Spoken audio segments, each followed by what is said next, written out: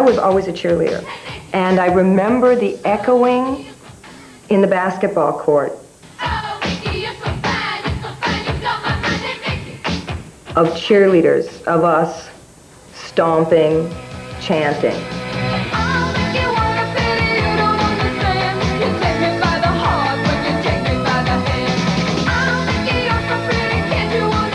Toni Basil, part-time pop star and top choreographer, was the product of a showbiz union between an acrobat and a Vegas band leader, and first sought stardom as a Hollywood teen.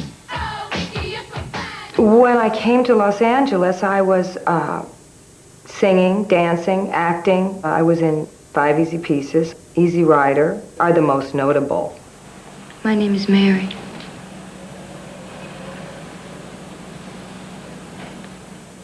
They were experimental films, and we were all, you know, willing to take a shot at it.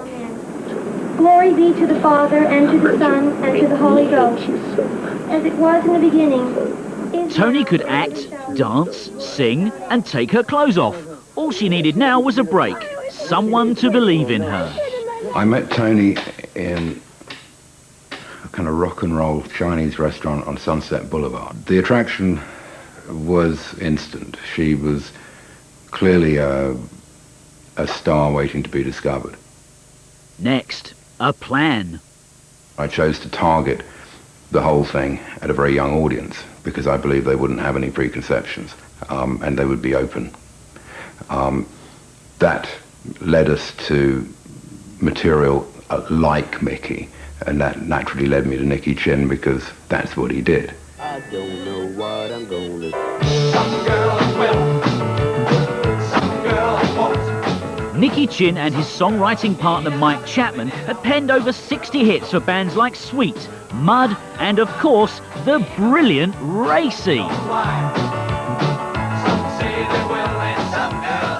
I was in Los Angeles at our offices, and I got a call from Simon Lay, who said he had a small record label and an artist, and he was looking for pop songs, and could he come to see me?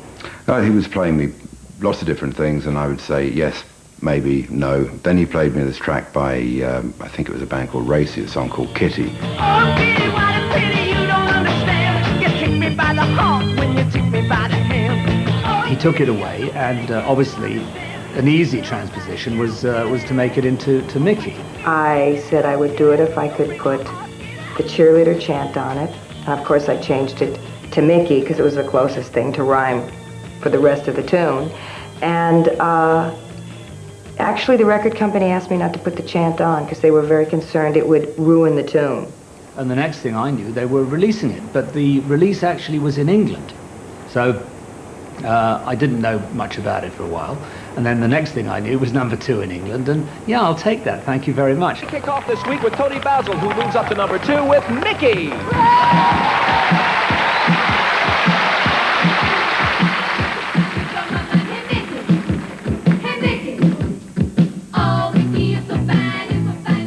Toni was #2 in Britain, #1 in America, and courting the great celebs of the day on her BBC special. That's it. You see? There's nothing very much wrong with that. Did you see that, viewers? I think the problem really lies with the owner. Walkies!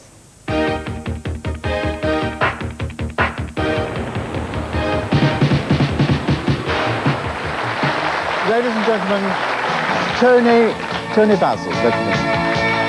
The ultimate sanction, an audience with hearty. Toni was a star.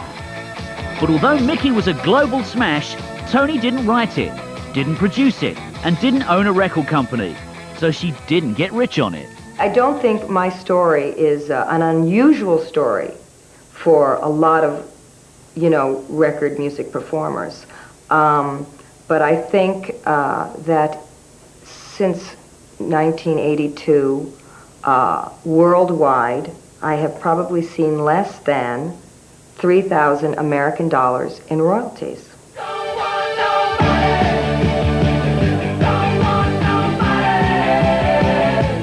And things got worse as pop fans everywhere took the follow-up a bit too literally. Nobody bought it, ever.